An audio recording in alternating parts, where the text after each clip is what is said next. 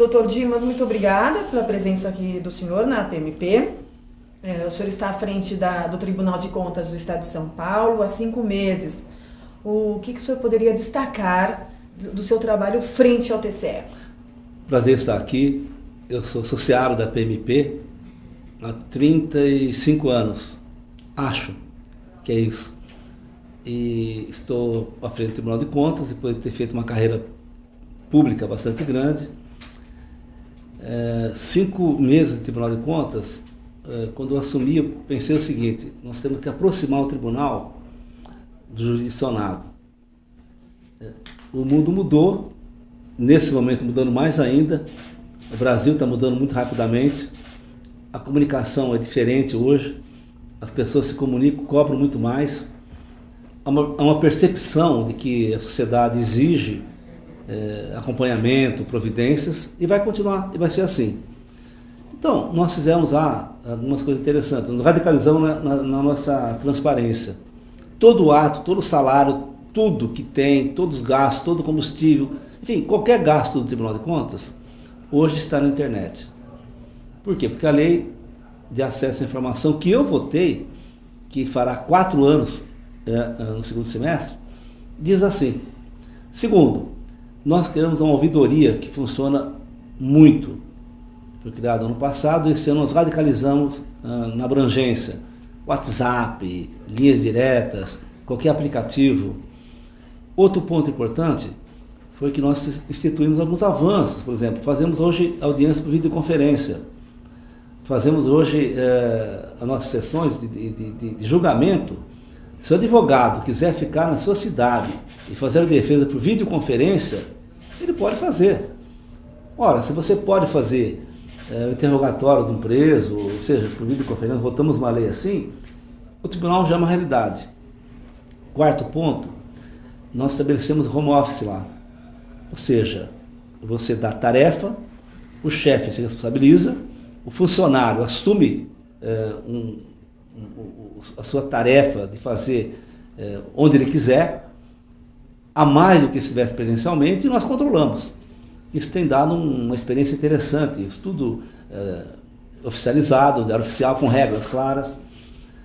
E, sobretudo, nós fizemos cursos e mais cursos pela escola que nós temos de contas, sobre o Código Civil, sobre a lei, o que aconteceu na Itália, no Manipulite, as mãos limpas na Itália, relação que tem isso com a Operação Lava Jato no Brasil.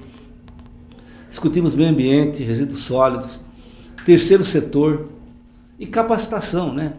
Capacitação do gestor para fazer parte de conselhos de saúde, educação, capacitação de funcionário público para fazer licitação. Esse ano, como é o último ano de mandato municipal, nós somos em 20 regiões do estado e falamos com quase 8 mil pessoas, todos gestores, seja vereador, prefeito, secretário, explicando que cuidado tem que ter no último ano de mandato, que ele não pode falar que não sabia para não ter as contas rejeitadas.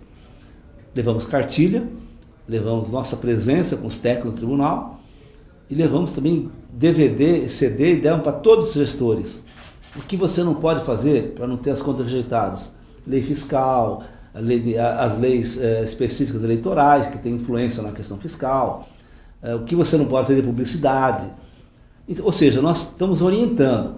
O tribunal tem uma função pedagógica e de orientação, primeiramente. E é claro, quem errar amanhã vai ter a punição na forma da lei. Outro ponto importante, por exemplo, para você, é na acessibilidade do tribunal. Quem quiser falar comigo, fala por Skype. Não precisa ir no tribunal falar comigo. Se inscreve com a secretária e fala comigo. Quem quiser assistir às sessões, online, todas elas, públicas. Nós estamos avançando agora para ter um equipamento de informática, de controle das obras públicas, do gasto público, que sem dúvida será uma das maiores do Brasil.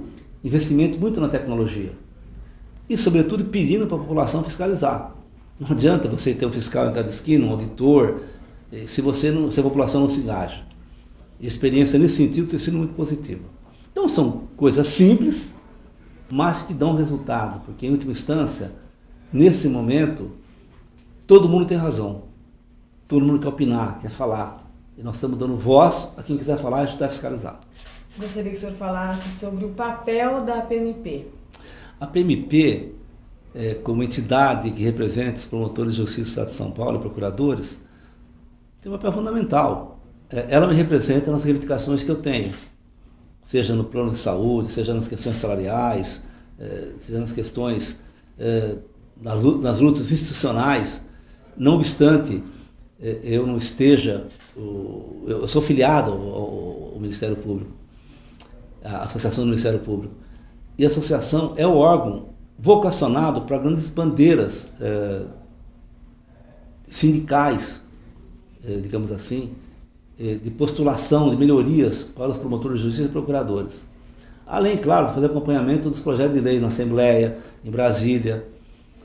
Nunca o Ministério Público esteve tão disputado no sentido de ser chamado pela sociedade para opinar, para falar. A PEC 37, que foi rejeitada pela Câmara, foi rejeitada antes pelas ruas. Naquele momento, o MP se legitimou pelas ruas, que disseram que respeitavam o Ministério Público e queria que ele assumisse um papel fundamental. A associação tem esse papel de ser esse canal de aspiração, de reivindicação, mas não só isso, né? De propositura para o Ministério Público que nós queremos para o nosso país, para São Paulo. Uma relação de respeito com a Procuradoria-Geral de Justiça, com o Conselho Superior, com a Corregedoria, com os órgãos de controle, mas, sobretudo, o saber que ela realmente tem que vocalizar as justas aspirações dos seus membros. Hoje o Ministério Público é independente, autônomo, que tem uma boa remuneração e que tem uma boa capacitação e que os membros do Ministério Público tenham boas condições para trabalho, é fundamental.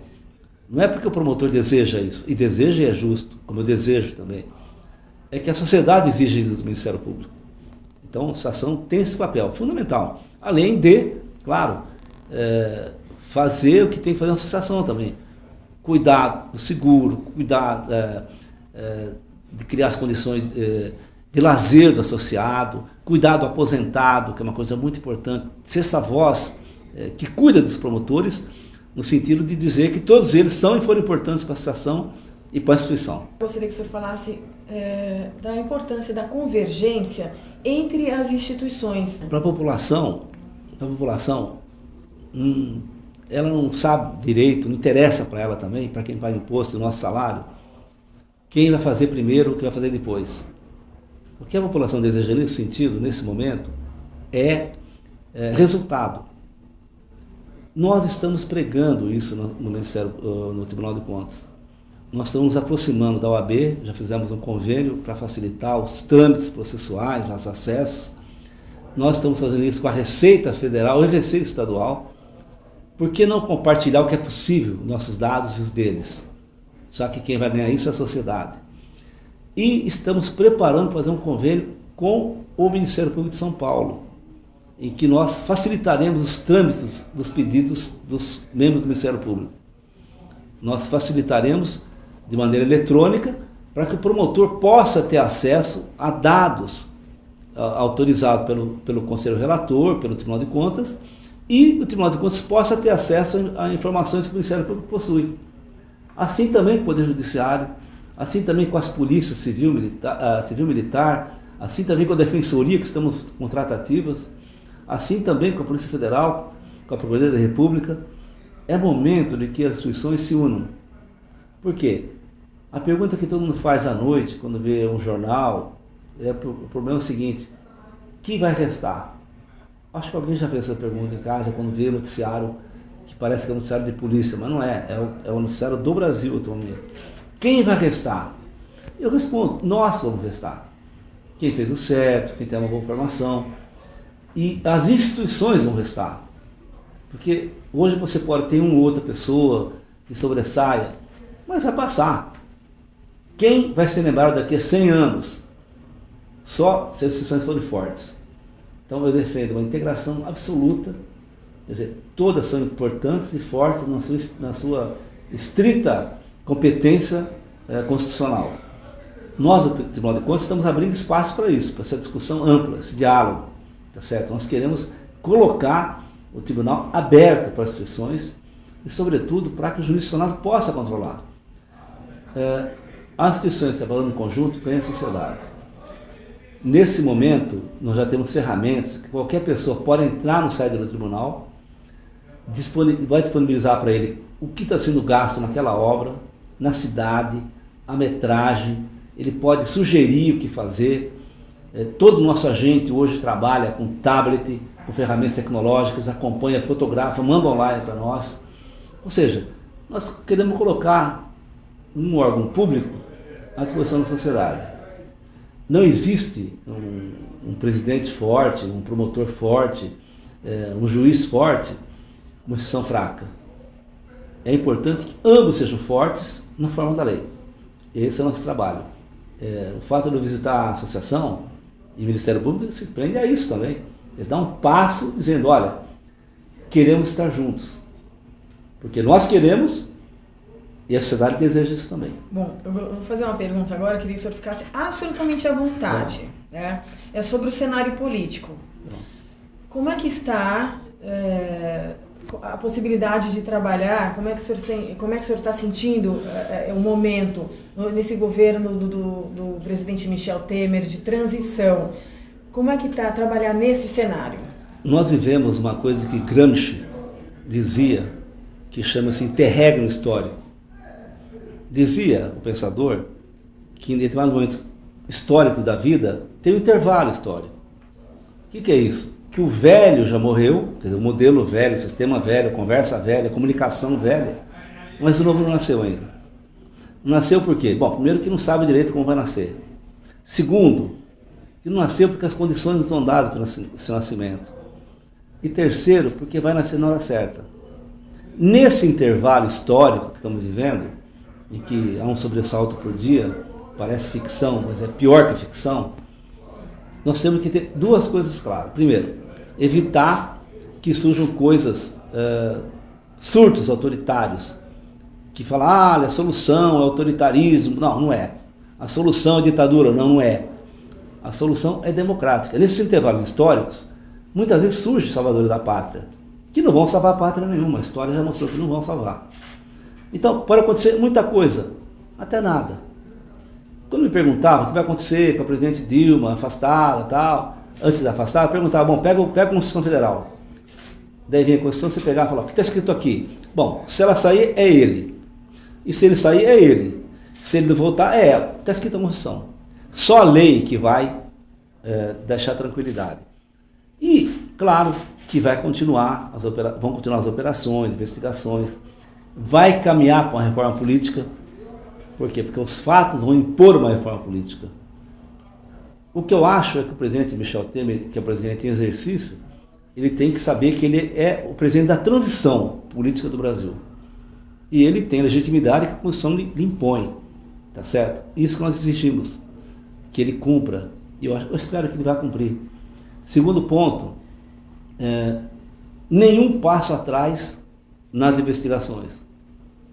É normal você ver de vez em quando, vai ter uma conversa. Não, não existe isso daí. Nenhum passo atrás. Até o fim, atinja qualquer partido, qualquer pessoa, qualquer instituição. Tem que responder e vamos passar o Brasil para frente. Terceiro, quem vai sobreviver? Nós, que estamos trabalhando, tocando a vida para frente, nossos filhos, que nós orientamos a fazer o certo. Ou seja, o Brasil real é o Brasil que está vivendo. Uma economia difícil, a vida piorou para todo mundo, as dívidas aumentaram. O que eu falo para o gestor público é isso, não inventa moda nesse momento. Faz como na tua casa. Se está difícil, não sai para jantar domingo. Entre a prioridade, saúde, depois o lazer. Então, isso nós temos feito na gestão pública. Então, o que eu tenho que falar para o Brasil? Uma coisa que ninguém sabe. Nós estamos vivendo uma crise. Ninguém sabe disso. Segundo, que vai continuar um pouquinho mais a crise. E terceiro, vou falar com a experiência que foi parlamentar, secretário, vem em Brasília e conversa com o mundo hoje. Vai passar. Passaram outras crises tão graves como essa. Nossos avós, quando vieram para o Brasil, todos nós somos filhos de imigrantes, netos de imigrantes, vieram para o Brasil pensando em voltar. Até aqueles que vieram. contra a vontade, que foram os escravos, que é uma chaga do Brasil, ficaram, construíram o Brasil, fizeram melhor, nunca mais voltaram para sua pátria. E o Brasil avançou. Então, eu não vejo como tragédia que está acontecendo. Pelo contrário, eu vejo como uma oportunidade para o nosso país. Então, eu sou, além de tudo, otimista. Como democrata que sou, que viveu na ditadura, sei que a saída é pela política e pela democracia. Só pela democracia. E aí, nós temos que ter uma coisa chamada paciência. A paciência democrática, histórica, porque fazer política dá trabalho. Quer dizer, e nenhum passo atrás no fortalecimento das instituições. Imprensa livre, sindicato livre, congresso livre, judiciário independente, Ministério Público forte, polícias profissionalizadas, forças armadas democratizadas. E esse é o caminho do nosso país, não há outro. E tenho certeza que será assim. Então, muita gente fica, não vai dar certo. Não, já deu certo. O Brasil já está dando certo. Com calma. Até porque a saída, nós temos duas saídas no mundo, às vezes. Ou pela política, ou pela guerra. Eu prefiro pela política. Essa transição está sendo feita. O que eu puder ajudar, como presidente de um tribunal importante do Estado grande do nosso país, e com uma visão federativa, claro, porque o São Paulo é grande, mas não é o Brasil. Eu tenho uma visão de federação do Brasil, todos são importantes. Eu vou ajudar na democracia. Dr. Dimas, suas considerações finais. Queria agradecer, mais uma vez voltar aqui na associação. Voltar no Ministério Público me dá uma sensação assim, não sei se eu estou voltando ou estou chegando, ou estou indo. Porque eu comecei aqui. Isso não é pouca coisa. Não, isso é tudo. Houve um acerto que eu fiz na minha vida, quando eu tinha 20 e poucos anos, de decidir ser promotor de justiça. Saí da faculdade, tinha sido presidente no 11 de agosto, feito política e tal. O que eu vou fazer? Eu quero ser promotor de justiça. Respeito e quero ser. Então eu não quis ser outra coisa. Eu não prestei vários concursos. Eu falei, quero ser promotor. Estudei muito, muito. E prestei um concurso. Só. E passei. E fui feliz. Virei promotor, me deu chance de ser o que eu quiser ser na vida. Eu fui deputado, estadual, federal, secretário, tudo, mas sempre fui promotor. Por quê? Porque eu tive garantias de não precisar de poder dizer não quando precisava dizer não. Não, isso eu não vou fazer. Qualquer coisa, volto para minha carreira. Então, o Ministério Público me deu, é como se fosse uma casa para mim. Uma casa paterna e materna, que só a casa paterna e materna dão para a gente. Segurança, tranquilidade, afeto. Então, essa é a minha casa um pouco. Vez ou outra eu preciso voltar para cá, para respirar e falar, não, é aqui que eu comecei, e com esse ímpeto, com essa vontade que eu tinha de ser e continuar sendo, eu quero continuar. Eu tinha 20 e poucos anos na época. Eu achava que eu ia mudar o mundo. Não, o mundo não. Ia mudar todo o universo, ia mudar as constelações. Bom, o que passou daquele jovem que queria mudar o mundo, que foi assumir sua comarca, com a máquina de escrever, que não tinha celular, que não tinha computador, e hoje? Bom, muita coisa mudou, claro. Primeiro que eu envelheci, até porque outra possibilidade seria pior. E segundo, continuo mesmo de se achar que vale a pena viver intensamente, cuidar do certo, e só fazer o que é certo. Quando tiver em dúvida, muita gente fala, quando eu tenho dúvida. Meu pai foi advogado há 50 anos. Quando entrei no Ministério Público, ele falou que estou feliz. Pô, promotor, que bom. Quando eu fui embora para assumir a primeira comarca, fiz o curso em São Paulo, fui assumir a primeira comarca. Ele deixou uma carta para mim. Uma carta. Meu pai era bem mais velho que eu, né? Quer dizer, meu pai era bem mais velho que a mãe. Quando eu nasci, ele tinha mais de 50 anos. No dia seguinte, tomei café e tal, peguei minha mala, quando ia embora para a comarca, tinha uma carta. Eu abri a carta, depois eu olhei, mas falei agora. Eu li a carta, mudou minha vida. Porque ele dizia o seguinte, bom, você é promotor, parabéns. Mas isso vai passar também. Tem que ter calma, tem que ter humildade. Promotor de justiça, você não é um vingador, você não é um justiceiro, você é um promotor de justiça. Respeita as partes, até o réu tem que respeitar. Converse com o juiz, converse com o advogado, visite as instituições, leia bastante e, sobretudo, tenha humildade. Por quê? Porque você tem que ser humilde, você é promotor de justiça. Nunca esqueça disso. Bom, a partir de então, eu procuro ser aquele jovem que aprendeu lições básicas na faculdade e colocar em prática todo dia o que eu aprendi no dia a dia. Ou seja, fazer as coisas com calma, sabendo da transitoriedade dos cargos que ocupamos e que nós temos que fazer melhor. Nós seremos lembrados por uma coisa só, pelo que nós fizemos, não pelo que eles falamos. Então, muito obrigado. Eu que agradeço a entrevista. Muito obrigada, doutor. Obrigado.